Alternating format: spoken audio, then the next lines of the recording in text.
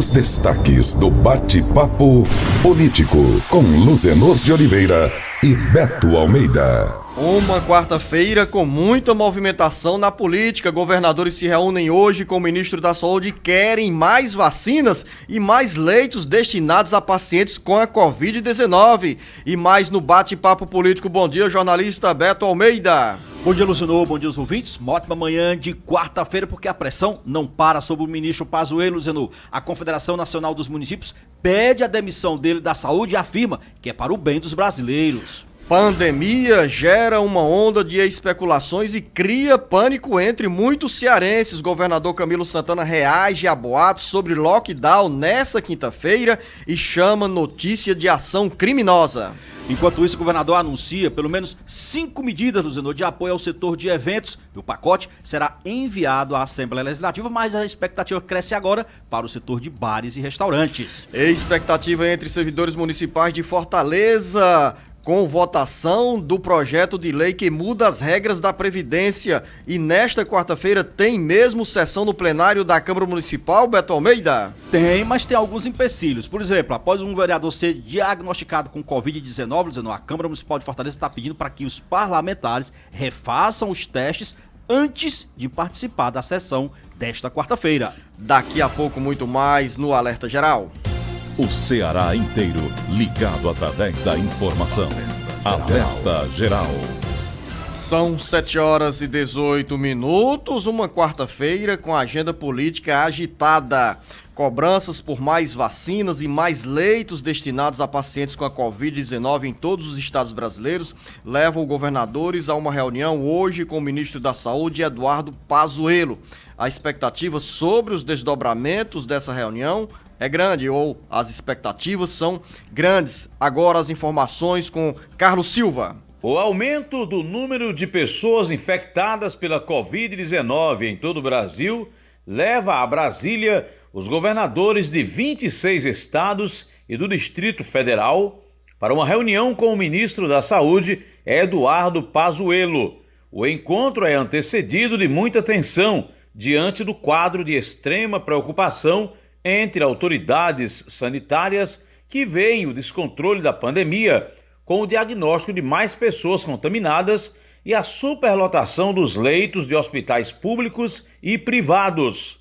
Os governadores querem a agilidade do governo federal na compra de vacinas, uma vez que, enquanto outros países avançam com diferentes tipos de imunizantes, o Brasil patina com apenas doses da Coronavac e da AstraZeneca.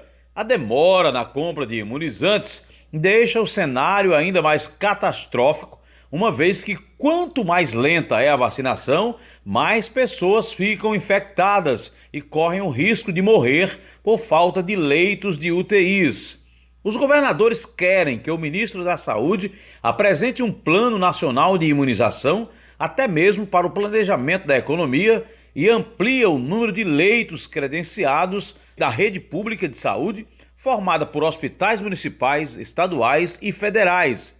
O governador Camilo Santana é um dos chefes de executivos estaduais que estarão presentes à reunião com o ministro da Saúde, Eduardo Pazuello. Com redação do Ceará Agora, para o jornal Alerta Geral, Carlos Silva. São muitas pressões sobre o governo federal nesse momento em que há uma expectativa grande, enorme, sobre os novos rumos da vacinação. Os governadores querem pressa do Ministério da Saúde na definição de uma política de imunização da população brasileira e, ao mesmo tempo, uma sinalização sobre a aquisição de novas vacinas. E é nesse cenário que a Confederação Nacional dos Municípios, CNM, jornalista Beto Almeida, pediu em nota divulgada nesta terça-feira a saída do ministro da Saúde, Eduardo Pazuello, em função das falhas no planejamento de imunização dos brasileiros contra a Covid-19. De acordo com a nota, é necessário, urgente e inevitável a troca do ministro da Saúde. Beto Almeida, análise política com credibilidade e isenção. Olha, Luciano, a nota da CNM é uma nota dura. Porque ela diz o seguinte, que o ministro Pazuello realmente não tem condições, segundo a própria CNM, que é a Confederação Nacional dos Municípios, de conduzir essa superação da pandemia, que deve ser substituído imediatamente para o bem dos brasileiros. A CNM diz uma coisa, Luciano, que eu acho grave. Ela diz que já solicitou agenda com o ministro Pazuello, não é de agora, que já tinha solicitado isso por meio de ofício, não apenas um, mas vários, que não foi dado resposta para uma confederação dos 5.560 municípios brasileiros. A CNM tem aí por baixo mais de 5.200 municípios filiados, inclusive capitais. Então é uma entidade que representa sim o municipalismo, que representa o interesse dos brasileiros que moram mesmo, de fato, nas cidades, nos municípios. O Estado é uma entidade abstrata, é uma federação, é um ser abstrato. O município não, o município ele é real, as pessoas sabem o que é, sabem os seus limites, conhecem exatamente onde ele começa, onde ele termina. Ainda assim, o ministro Pazuello, pelas palavras dadas aí da CNM, diz que ele ignorou solenemente todos os pedidos feitos para que houvesse uma audiência, para que ele repassasse exatamente esse mesmo cronograma que está sendo cobrado pelos governadores, e não veio qualquer resposta para uma entidade tão representativa quanto ela. E há uma coisa que tem que se levar em consideração. Preocupação dos prefeitos, tanto quanto a dos governadores, é que as vacinas, Luciano, acabaram. Tem cidades aí que já não tem mais como vacinar, porque simplesmente não existem doses. O que já está acontecendo no Rio de Janeiro, o que está acontecendo para Belo Horizonte, também já está se sentindo em várias cidades do país. Então, esta pressão sobre o ministro Pazuello, ela não vai reduzir. Pelo contrário, é uma quarta-feira de cinzas, de muita pressão. Os governadores e agora os prefeitos estão indo para cima porque eles querem saber, afinal de contas, quando e como vão poder contar com essas doses. Só que o Ministério já adiantou, dizendo, diz que por enquanto não tem. Quais são as duas vacinas que nós temos hoje no país? A AstraZeneca, produzida pela Fiocruz, e a Coronavac, do Instituto Butantan. Nenhuma. Os dois laboratórios têm todos os méritos, não é para tirar mérito aqui nenhum, mas nenhum tem capacidade de produzir sem que esses insumos venham do exterior. Beto, a Confederação Nacional dos Municípios, a CNM, destacou ainda nesta nota que todas as iniciativas adotadas até aqui foram realizadas apenas como reação à pressão política e social, sem qualquer cronograma de distribuição para estados e municípios em relação à vacina. E diz a nota, com uma postura passiva, a atual gestão não atende à expectativa da Federação Brasileira, a qual deveria ter liderado, frustrando assim a população do país. Eis o último trecho da nota da CNM, que teve também outra entidade, que é a Frente Nacional dos Prefeitos, manifestou também por meio de nota nesta terça-feira a insatisfação, o descontentamento dos gestores municipais sobre a falta de vacinas e a ausência do Ministério da Saúde em um planejamento mais amplo com governos estaduais e municipais para compra e distribuição de vacina. O Carlos Silva tem agora essas informações sobre a nota da Frente Nacional dos Prefeitos. A Frente Nacional de Prefeitos, FNP, responsabilizou nesta terça-feira, por meio de uma nota, o governo federal pela falta de doses da vacina contra a Covid-19 em várias cidades brasileiras. Segundo a nota, os sucessivos equívocos do governo federal na coordenação do enfrentamento à Covid-19 e também na condução do Plano Nacional de Imunizações estão diretamente ligados à escassez e à falta de doses de vacinas em cidades de todo o país. A manifestação dos gestores municipais é exposta 24 horas antes da reunião dos governadores dos 26 estados e do Distrito Federal, a ser realizada nesta quarta-feira, às 15 horas, com o ministro da Saúde, Eduardo Pazuello, para discussão sobre a aquisição de imunizantes e ampliação do número de leitos credenciados pelo governo federal para atendimento às vítimas do coronavírus. A Frente Nacional dos Prefeitos considera que o Brasil não soube lidar com a pandemia e que é urgente um cronograma com prazos e metas estipulados para a vacinação de cada grupo, por faixa etária, doentes crônicos, categorias de profissionais. A entidade observa ainda que a retomada da economia depende da vacinação em massa, o que possibilitará a recuperação dos postos de trabalho e a geração de emprego e renda da população. Com informações dos bastidores políticos, para o jornal Alerta Geral, Carlos Silva.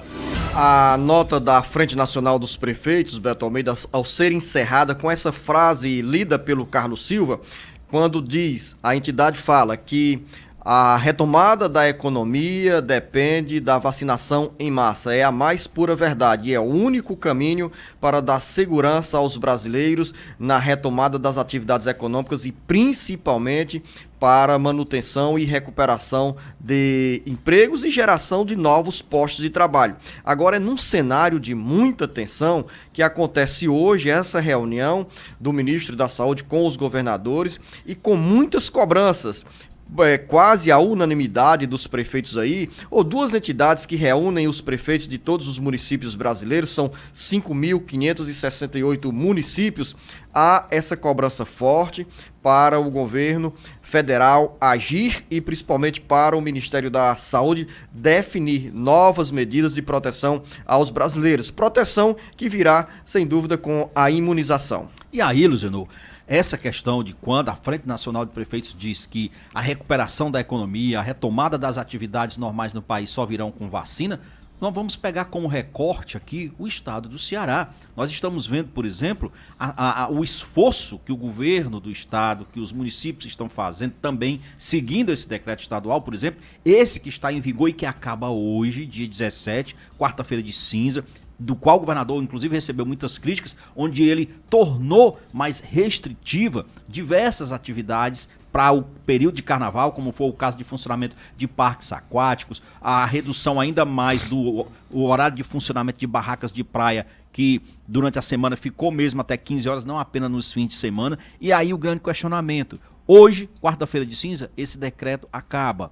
E aí, vai voltar o que tinha anteriormente ao decreto? Hoje tem reunião do Comitê Científico lá da Secretaria de Saúde para decidir sobre, entre outras questões, isso, inclusive. Mas você se pergunta o seguinte, Luciano, como que uma economia pode voltar a reagir, pode voltar a empregar, pode voltar a girar a roda, como se diz, da economia, dentro dos negócios, Luciano, se há uma restrição no funcionamento que trava, que impede que as coisas simplesmente andem. E não andam, não é por culpa do governador, não é por culpa de um prefeito ou outro, não anda porque nós simplesmente não dispomos de um plano nacional de vacinação.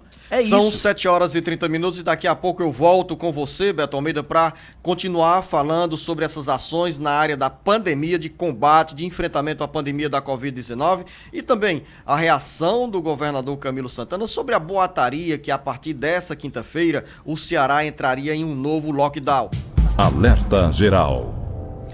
São 7 horas e 32 minutos. O governador Camilo Santana divulgou nessa terça-feira uma nota para chamar de mentirosas as informações sobre um possível lockdown e classificou a notícia que circula nas redes sociais como ação criminosa de quem quer provocar tumulto.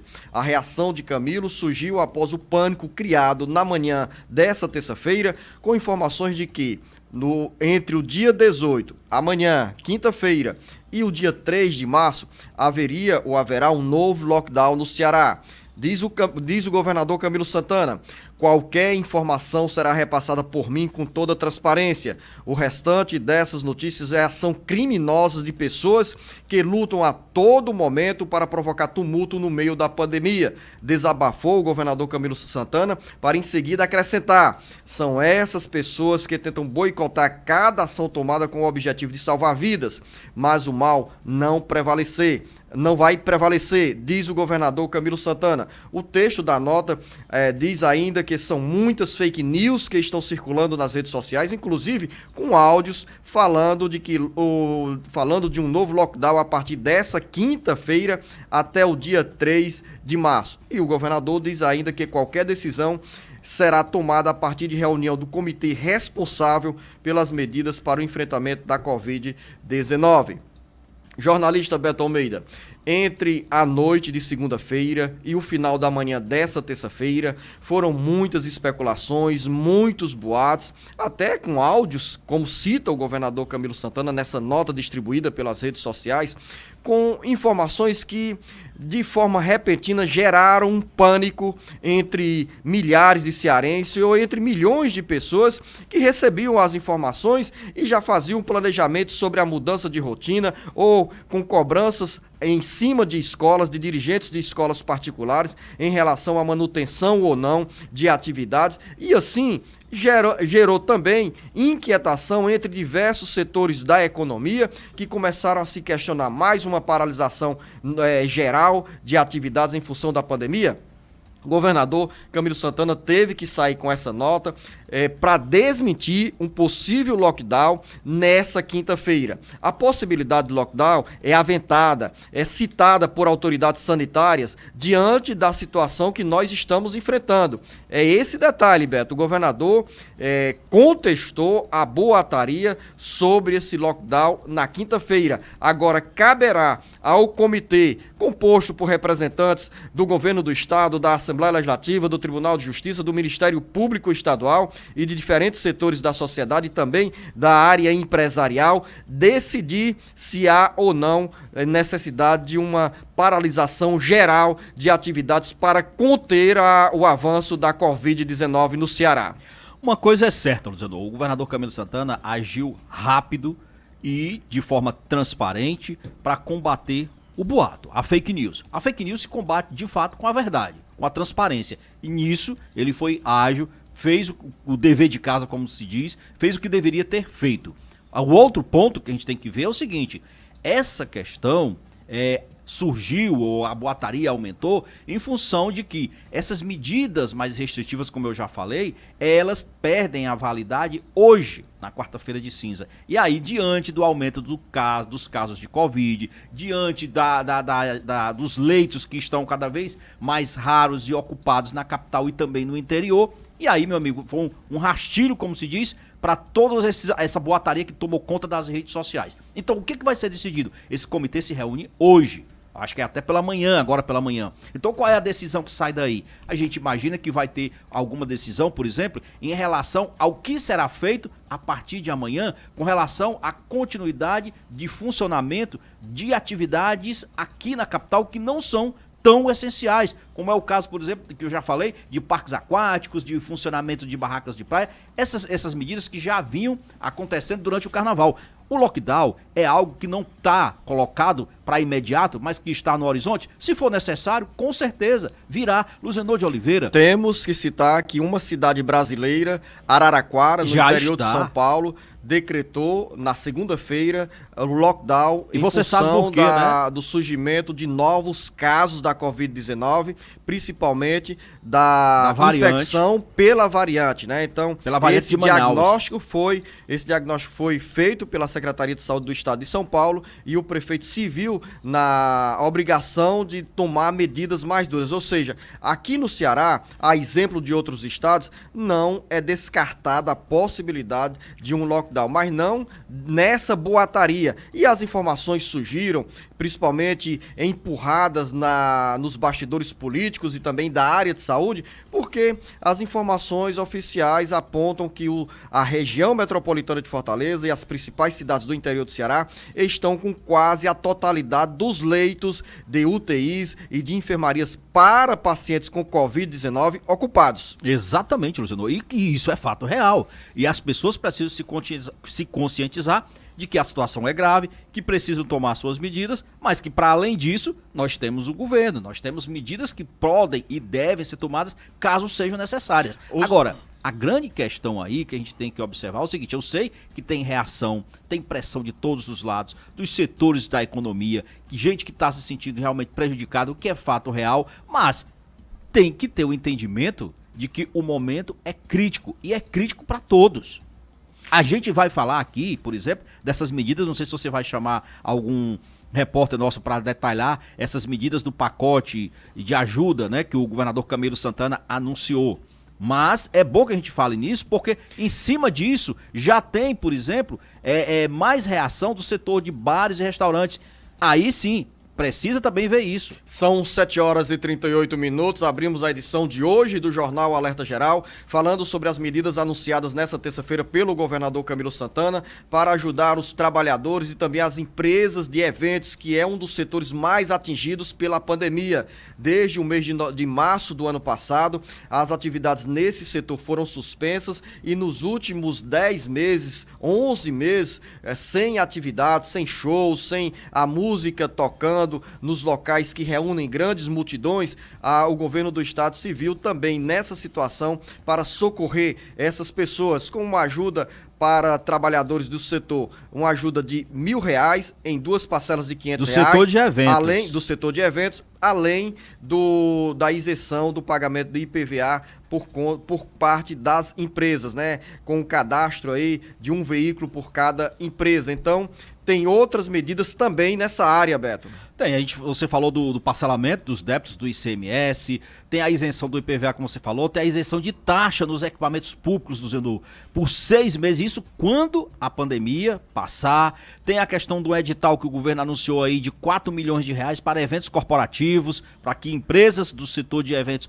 possam entrar na concorrência e disputar e realizar essas atividades num período como esse, e o auxílio financeiro aí de R$1.000 em 2 parcelas para os trabalhadores da área. São medidas emergenciais para ajudar o setor. Esse setor, Luzedor, é bom que se diga, tem amargado mais até do que bares e restaurantes os efeitos da Covid, e não é de agora, e vem desde março do ano passado, é bom que se diga. Quantos bufês, quantas casas, Luzedor, que realizam eventos já não fecharam na capital desde que foi iniciado esse problema da Covid aqui no estado do Ceará em março do ano passado, que já vamos fazer um ano agora. Ok, essas medidas serão anunciadas para a Assembleia Legislativa para que sejam aprovadas, e aí agora vem a pressão do setor de bares e restaurantes. O governador Camilo Santana deverá anunciar também em breve algumas medidas para o segmento, que cobra sim também medidas alternativas, vamos dizer assim, para recompor ou para amenizar ou minimizar as perdas deles, porque na realidade a gente não pode bem deixar o setor de bares e restaurantes numa cidade que é turística, numa cidade movimentada como Fortaleza, Luciano, emprega muita gente. Você imagina a quantidade de pessoas hoje desempregadas. Também, jornalistas, por exemplo, o setor de transporte intermunicipal enfrenta uma situação crítica, porque todas as viagens estão suspensas até amanhã, dia 17, e com essa situação, as empresas enfrentam as dificuldades para bancar o salário dos trabalhadores sem renda, sem faturamento. Como as empresas irão pagar essa conta? Então,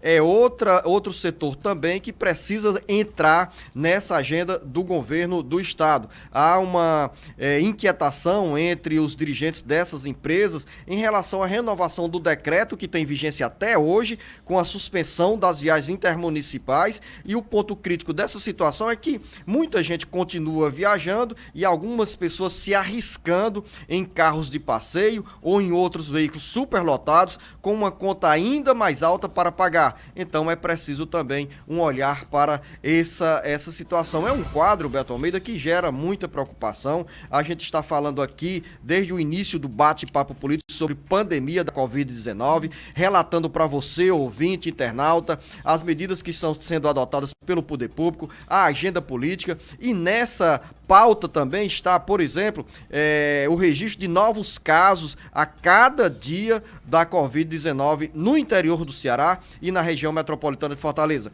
E, mudando aqui a pauta, embora continuando falando sobre pandemia, tem expectativa na Câmara Municipal de Fortaleza, Beto Almeida, sobre a votação de um projeto que define novas regras da previdência dos servidores municipais, dos servidores do município de Fortaleza. E aí, a sessão está marcada para hoje, mas tem suspeita de Covid no plenário da Câmara Municipal, que pode impedir o andamento dessa agenda? Na realidade é o seguinte, o vereador Júlio Brise, que é do PDT, ele já confirmou. Ele disse que foi diagnosticado com a Covid-19 pela segunda vez, diga-se de passagem, tá? O que está acontecendo? A Câmara Municipal, a presidência da Câmara Municipal de Fortaleza, está orientando, dizendo, todos os vereadores a refazerem os testes para a detecção do vírus, antes de participar, naturalmente, da sessão desta quarta-feira na casa. Ora, esta é uma medida que, de fato, o presidente Antônio Henrique toma como necessária, porque Júlio Brise, como parlamentar, ele esteve ali em convivência, entrando em plenário, participando ali de reuniões, inclusive para a definição de comissões técnicas. Então, as comissões, a sessão de quarta-feira da Câmara Municipal de Fortaleza, todo mundo pode estar. E por que não faz virtual? Porque ficou definido que estas sessões seriam apenas dia de quarta-feiras, as deliberativas, mas com a presença ali física dos vereadores em plenário. Então eles precisam de fato fazer, ainda bem que o teste é rápido, coisa de 20 minutos já recebe o resultado, e quem tiver, logicamente, não participa. Mas a expectativa em relação à movimentação da Câmara é grande, porque os servidores tiraram esse período do não carnaval, vamos dizer assim, para se organizarem. São 7h48. Jornalista Beto Almeida, a gente falou tanto sobre pandemia, né? Esse quadro de tanta preocupação. Vamos dar uma amenizada aqui com essas boas informações que foi nos encaminhada pelo nosso radialista, colaborador do Jornal Alerta Geral, Domingos Tavra. Ele que madruga, Beto Almeida, pela manhã já está nas atividades como radialista e também nos manda informações, como por exemplo, esse registro da FUNSEMI, nas últimas 24 horas, uma chuva de 82 milímetros em Crateús, depois daquela chuva da tromba d'água registrada de segunda para terça-feira de 200 milímetros. O Sátiro Salles já chega com essas informações. Em Morada Nova, 82 milímetros. Ibiapina, na região da Ibiapaba, 80 milímetros. E Santa Quitéria, onde está nesse momento o nosso correspondente, o Vanderlei, 76 milímetros. Agora o Sátiro Salles com o balanço geral sobre as chuvas registradas no Ceará. As chuvas que caíram nos últimos dias no Ceará ficaram acima das previsões e surpreenderam os técnicos da FUNSEMI. O grande volume de água, como aconteceu em Crateús, por exemplo, com 200 milímetros, provocou um misto de comemoração e ao mesmo tempo de medo entre os moradores de diferentes localidades, principalmente da área rural.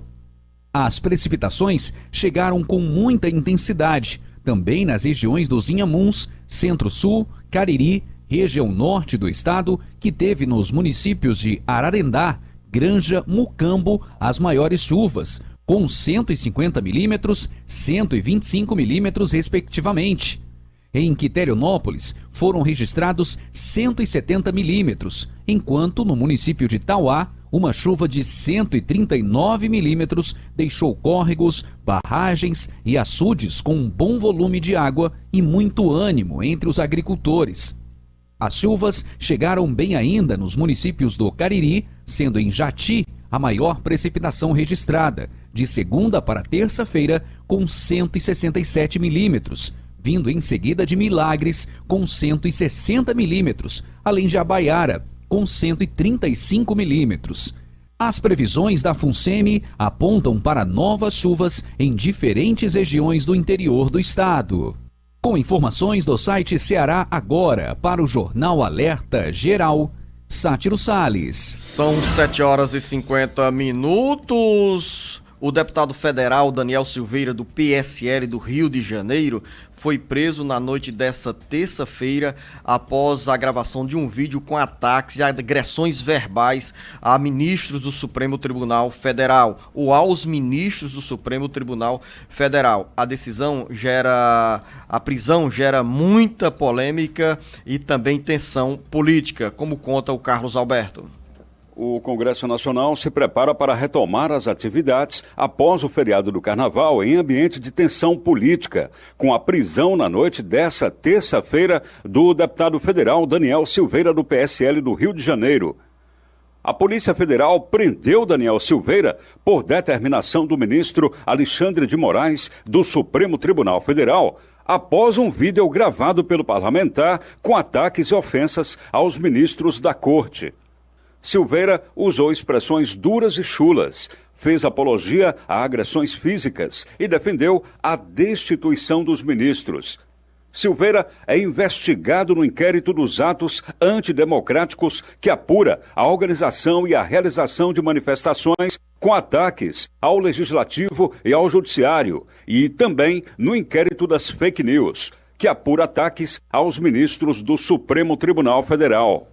Essa agenda política, jornalista Beto Almeida, com a retomada das atividades do Congresso Nacional, é marcada pela tensão política com essa prisão. Olha só, Luciano. A grande questão aí é o seguinte, é saber se o deputado, no exercício do seu mandato, ele tem direito à liberdade de expressão. Aí muita gente confunde, e eu acho que o deputado tem precedentes que eu acho também ruins, como foi ele que rasgou, quebrou aquela placa da Marielle, foi ele que já é suspeito, inclusive, de ter comandado aqueles ataques, aquele movimento em Brasília contra o Supremo Tribunal Federal, mas aí vem a questão, senhor, ele tem imunidade parlamentar. Será que não haveria também outra forma, menos drástica, em relação a essa questão? Beto, mas você acha que a imunidade parlamentar permite ataques nessa dimensão que geram instabilidade política nessa relação com o Supremo Tribunal Federal, com o Congresso Nacional? Será que a imunidade parlamentar não é para o parlamentar se defender quando exerce o mandato em nome da população? Porque tem a interpretação seguinte, você pode chamar alguém de ladrão, você pode fazer alguma acusação quando existem provas. E os ataques, quando vão além do bom senso, que ferem as leis, que ferem as regras que dão estabilidade ao país, no caso, à democracia, será que essa imunidade parlamentar deve ser usada para cobrir ou acobertar excessos? Eu vou lhe dar uma resposta, Luciano, dentro do seguinte contexto. Eu acho que essa medida, essa questão, ela é tão grave que ela precisa ser conduzida à luz do que diz estritamente a Constituição. E a pergunta que eu deixo aqui é: ele cometeu de fato um crime inafiançável? Porque a Constituição diz que deputado e senador só pode ser preso em flagrante de crime inafiançável. Então isso vai ser um questionamento para terminar bem, que precisa ser decidido à luz da Constituição. 7 horas e 54 minutos, final da nossa conversa. Beto Almeida, a você um bom dia. Um dia mais tranquilo, Beto Almeida, uma quarta-feira com boas notícias. Quem dera, eu também torço por isso, mas o clima tá bem quente, viu? Bom dia e até amanhã. Grande abraço.